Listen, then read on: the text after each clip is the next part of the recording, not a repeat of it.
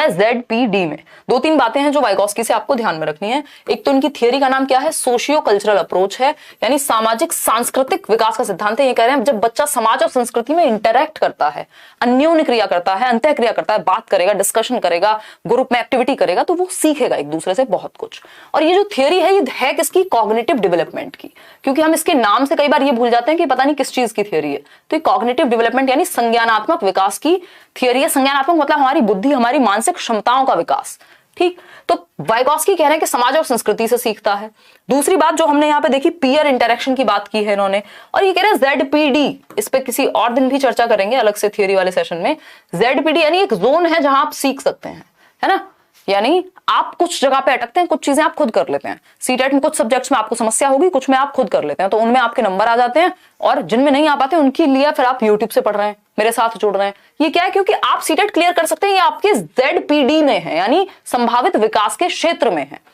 यहां पर आज आप खुद हैं, यहां तक जाने की क्षमता रखते हैं। ये जो जाने की क्षमता वाली कहानी है, इसमें कोई हेल्प करेगा, इस हेल्प की प्रोसेस को स्कैफोल्डिंग कहेंगे। तो ये जो प्रोसेस ऑफ हेल्प है, इसको स्कैफोल्डिंग कहेंगे। लेकिन जो हेल्प कर रहा होगा उसको मोर नॉलेजेबल अदर कहेंगे। जैसे आप मुझे यहाँ पे मोर नॉलेजेबल अदर कह सकते हैं, है ना, चाहे वो आपसे एज में छोटा हो व्यक्ति या बड़ा हो, उस क्षेत्र में अगर आपसे ज्यादा जानता है, हो सकता है आप मुझे मैथ्स पढ़ाते हैं और मैं आपके साथ CDP डिस्कस कर लूं, तो ये क्या हुआ, मोर नॉलेजेबल अदर देगा स्कैफोल्डिंग। स्कैफोल्डिंग देगा कौन, मोर नॉलेजेबल अदर। ये कोई टेक्नोलॉजी हो सकती है, कोई व्यक्ति हो सकता है।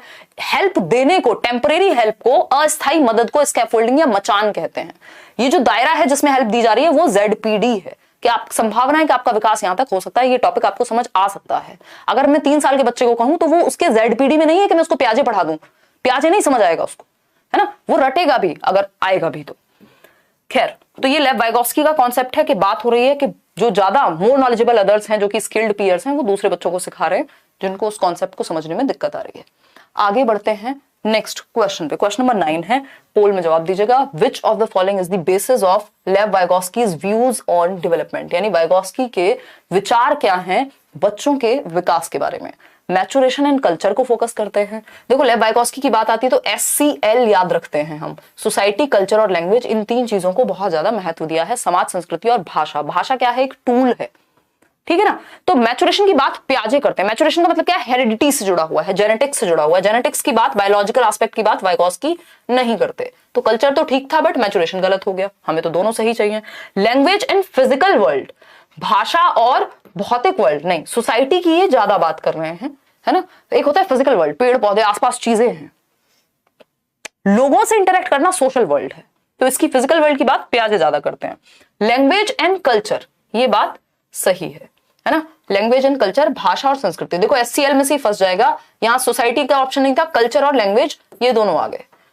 तो language and culture, language and maturation, again ये प्याजे का कॉन्सेप्ट है, तो C option is the right answer. आगे बढ़ेंगे, भाषा और संस्कृति पर फोकस किया है। ये एक क्वेश्चन, लड्डू क्वेश्चन ऐसा आना ही है, चाहे वो स्टीरियोटाइप के नाम पे आए। Gender is a dash concept, इसको हिंदी में जरूर पढ़ लीजिएगा, 1 सेकंड देकर के ट्रांसलेट कर लीजिएगा पेपर में, ऑनलाइन पेपर में आप देख पाएंगे हिंदी में। तो अगर जेंडर लिखा हुआ है इंग्लिश में और अगर सेक्स लिखा हुआ है तो आंसर चेंज हो जाएगा। सेक्स लिखा हो तो आप कहेंगे सेक्स क्या है, एक बायोलॉजिकल कंस्ट्रक्ट है, यानी जैविक संरचना है, हम बायोलॉजिकली जैसे बने हैं, मेल हैं, फीमेल हैं बेसिकली, तो वो सेक्सुअल एस्पेक्ट हो गया। अगर जेंडर की बात करें तो ये समाज ने बनाया है, कोई भी काम कोई भी कर सकता है भाई, खाना पुरुष भी बना सकते हैं, महिलाएं भी बना सकते हैं, कोई भी बना सकता है। तो जेंडर क्या है, सोशल कंस्ट्रक्ट है, जेंडर सामाजिक संरचना है। वहीं अगर हम बात करें सेक्स की तो ये एक जैविक संरचना है। ये क्वेश्चन आया हुआ है हिंदी में, दोनों को लिंग ही लिखता है, तो कोशिश कीजिएगा हिंदी में जरूर पढ़ लें, यहां तो जेंडर दिया हुआ है, ठीक। तो ये 1 नंबर में क्वेश्चन कई बार आया हुआ है कि जेंडर क्या है, सामाजिक संरचना है, आपके सिलेबस में भी गिवन है, gender is a social construct, समाज ने बनाया है। जो हम कपड़े पहन रहे हैं, जैसे हम रह रहे हैं, बाल रख रहे हैं, ये सब सामाजिक संरचना है, जेंडर के पार्ट है। आगे बढ़ेंगे क्वेश्चन नंबर 11 पर। नीता की बात हो रही है। नीता, देखिए आपकी कोई सहेली तो नहीं है Neeta. Neeta can recognise and classify all varieties of animals, यानी नीता जो है वो पहचान पाती है और क्लासिफाई कर पाती है ना, वर्गीकृत कर पाती हैं सभी वेराइटीज को एनिमल्स की, कि भैया ये डॉग में आएगा, है ना, ये डॉग है, ये काऊ है, ये है, ऐसे अलग अलग क्लासिफिकेशन कैटेगरीज में बांट पाती है जब वो एनिमल्स को देखती है। कौन, नीता एक बच्ची है, ठीक है जी। एनिमल्स, प्लांट्स, प्लांट्स की भी भैया ऐसी जानकारी है उसको कि ये वाला प्लांट ये है, ये वाला प्लांट ये है, इसको पानी चाहिए होता है, इसको नहीं चाहिए होता है, इसको इंडोर में रखते हैं, इसको आउटडोर में रखते हैं। मेटल्स की क्वालिटी, मिनरल्स की क्वालिटी, मतलब ये सारी चीजें कहां पाई जाती है? नेचर में पाई जाती हैं, चाहे वो एनिमल्स हो, प्लांट्स हो, मेटल्स हो, मिनरल्स हो, है ना। तो ये सब कहां है भैया? नेचर में है। तो नेचर से रिलेटेड जितनी भी चीजें उनको पहचानने में नीता इंटेलिजेंट है।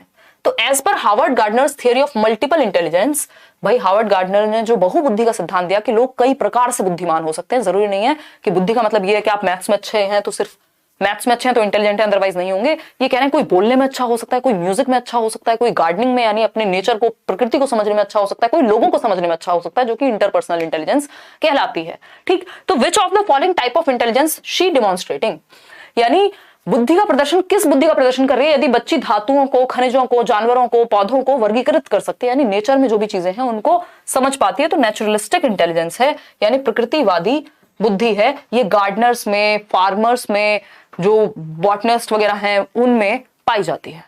ठीक है ना। चलिए खैर, होते ना कुछ लोगों को बड़ा शौक है, हमारी एक आंटी हैं उनको बहुत शौक है, तो नेचुरलिस्टिक इंटेलिजेंस कहेंगे इसको।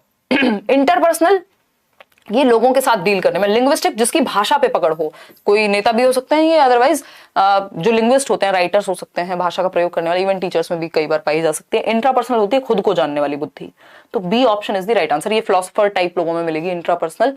क्वेश्चन नंबर 12 देखिएगा, क्वेश्चन नंबर 12 देखेंगे और समझेंगे। To cater to individual differences, यानी व्यक्तिगत विभिन्नताओं का ध्यान रखने के लिए, in her class a primary school teacher should. भाई व्यक्तिगत विभिन्नता है मतलब कोई भी दो लोग बिल्कुल सेम नहीं होते, अगर हम सब सेम होते तो रोबोट्स बन जाते। तो हमारी इंटरेस्ट में, हमारी रुचियों में सेम लोगों को दो गाने भी नहीं पसंद, मतलब सेम गाना भी सबको पसंद हो जरूरी तो नहीं है, है ना। आप देखते हैं किसी का फेवरेट एक्टर कोई और है, किसी का फेवरेट स्पोर्ट कोई और है, किसी का मन किसी चीज में ज्यादा लगता है, किसी का नहीं भी लगता है। तो हम सब में इंडिविजुअल डिफरेंसेस हैं, व्यक्तिगत विभिन्नताएं हैं, कोई भी दो लोग बिल्कुल सेम नहीं होते, थोड़ा बहुत अंतर पाया जाता है, चाहे वो हमारे रंग रूप में हो, हमारी रुचियों में हो, यानी हमारे interest, aptitude, attitude, colour, shape, size, हम सभी में विभिन्नता पाई जाती है, जो कि एक अच्छी बात है। ठीक, तो अगर हम कहें तो इंडिविजुअल डिफरेंसेस को केटर करने के लिए, जब अलग अलग तरह के बच्चे हैं तो पढ़ाएंगे भी अलग अलग तरह से, तो कौन सा ऑप्शन सही होगा? Make strict rules for everyone, और पनिशमेंट दे दो जो ना माने। तो सबके लिए सेम रूल, सबके लिए सेम एग्जाम्पल कैसे चलेगा? जब बच्चे अलग हैं उनके लिए चीजें भी अलग होनी चाहिए सिखाने की, है ना। तो सेम रूल से क्या होगा? ये रिजिडिटी है, हमें फ्लेक्सिबिलिटी की तरफ जाना है बच्चे के लिए, जहां बच्चा खुश हो वो ऑप्शन बढ़िया है।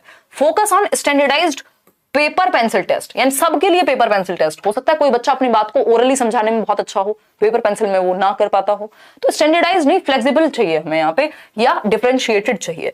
Have uniform curriculum, differentiated curriculum चाहिए, यूनिफॉर्म नहीं। यूनिफॉर्म होती है जैसे स्कूल में आप सब एक जैसे कपड़े पहन के जाते हैं ना, तो अगर सबके लिए करिकुलम सेम है, थोड़ा भी अंतर नहीं है, डिफरेंट डिफरेंट एक्टिविटीज उसमें शामिल नहीं है, डिफरेंट डिफरेंट चैप्टर्स शामिल नहीं है। अगर आप ईवीएस पढ़ेंगे, अभी हम करने वाले हैं, तो ईवीएस में भी आप देखते हैं एक चैप्टर है फार्मर्स पे, दूसरा चैप्टर है स्पेस की बात हो रही है वहां पे, तीसरा चैप्टर है कोई माउंटेन चढ़ रहा है। तो ये क्या है? विभिन्नता है, डिफरेंट डिफरेंट तरीके के एग्जाम्पल हैं। तो यूनिफॉर्म नहीं होना चाहिए करिकुलम, सबके लिए एक जैसा या बिल्कुल सेम तरह की चीजें नहीं होंगी।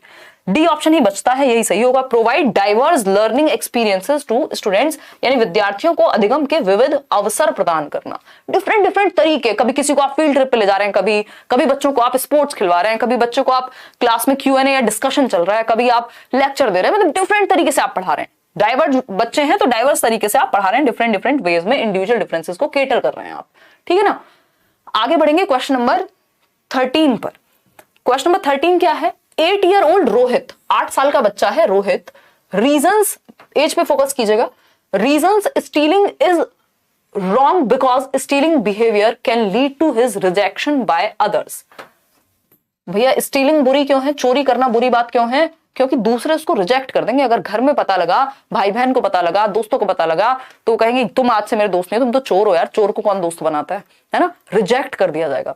अगर आप चोरी करेंगे तो चोरी करना किस लिए बुरी बात है? इसलिए नहीं कि किसी की सामान, किसी का या किसी का कोई भी चीज आपने बिना बताए उससे ले लिया, ये गलत बात है या नहीं करना चाहिए, किसी सामने वाले के मतलब चॉइस का हम ध्यान रखें या कुछ भी नहीं, ऐसा कुछ नहीं है, कोई रीजनिंग नहीं है। रीजनिंग क्या है? चोरी करना इसलिए बुरी बात है क्योंकि दूसरे रिजेक्ट कर देंगे। अगर बच्चा चोरी करके लाए और माँ बाप कहें अरे वाह शाबाश तुमने तो बहुत अच्छा काम किया, तो वो चोरी करना उसके लिए सही हो जाएगा इस स्टेज में, 8 साल की उम्र में। तो रीजन क्या दिया है? रिजेक्शन हो जाएगा, दूसरे रिजेक्ट कर देंगे।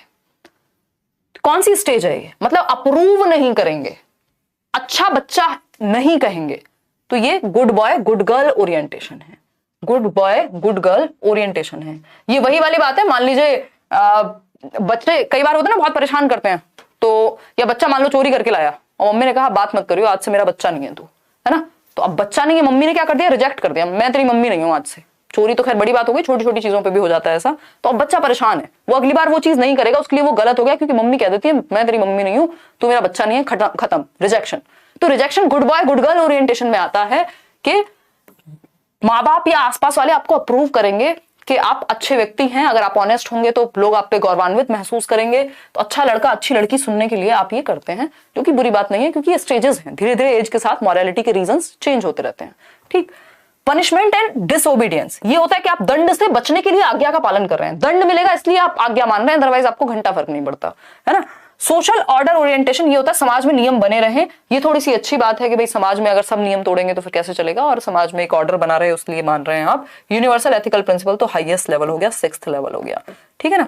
आगे बढ़ते हैं, A option is the right answer. ये कौन सी स्टेज है, ये 3rd स्टेज है, 2nd लेवल की, कन्वेंशनल यानी पारंपरिक स्तर की पहली स्टेज। और वैसे देखें तो 3rd स्टेज, टोटल 6 स्टेजेस दी हैं कोहलबर्ग ने और 3 स्तर दिए हैं, हर एक लेवल पे 2 स्टेजेस हैं।